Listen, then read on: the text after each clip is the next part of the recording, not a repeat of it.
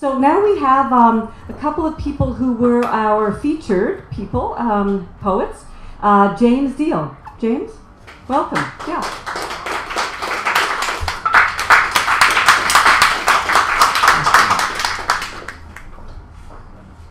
Well, although when I read here last month, this book wasn't published, it was in the works, and I thought I would just mention it because a couple of the poems I read here last month are in this anthology, which is an anthology published by the Valley Press called Piping at the End of Days. It's 15 Ontario poets, or actually Canadian poets. There's a couple from BC there. Well, they're not even Canadian entirely, because there's a couple from Israel too, I remember. It's an international collection of poetry, 15 people responding to the election of President Trump. And I read a couple poems from that. And I thought I would read a couple more.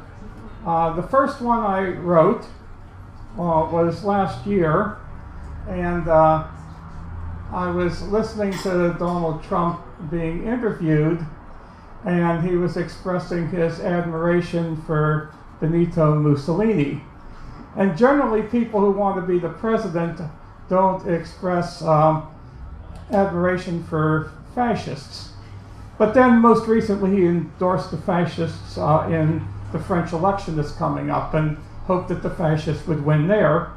So it sparked my first poem called Ghosts. And where Norma and I live, there's a ghost train that passes through that can only be heard late at night. And it's a miraculous thing because it's running on tracks that have not been there for a long time. Ghosts. Oh, this might be this Southern Ontario Gothic that we're talking about. Ghosts. Only in the hollow hours can the ghost train be heard. First, the deep thrum of engines straining at capacity creeps through the darkness. Then a whistle moans like a wind from no direction. Finally, steel wheels click over a crossing that's been gone over a generation or more. The track's torn up, their rail bed a nature trail scouting the lake.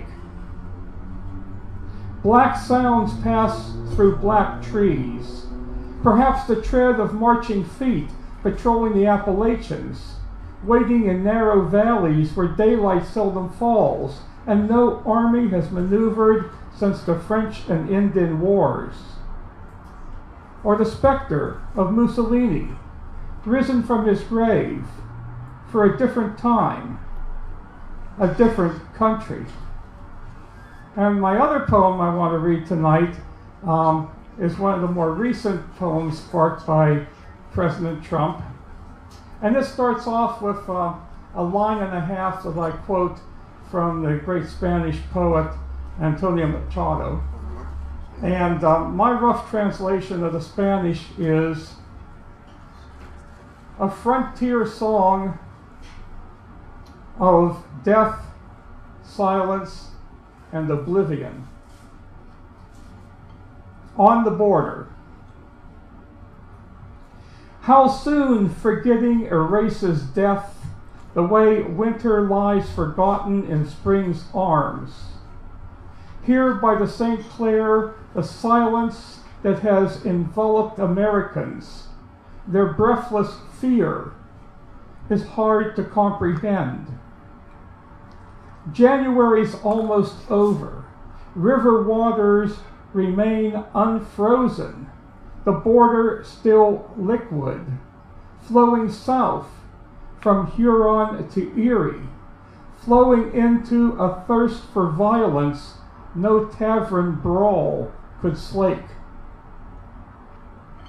The cold came late, left so little snow, common reeds stand sentry knee-deep in shallows, their spines unbowed by northern storms.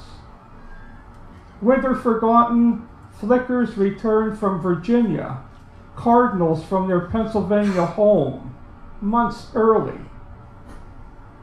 Who knows when the killer will slip across the frontier? Who understands the beauty ascribed to suffering? On the cusp of spring, oblivion calls. Thank you.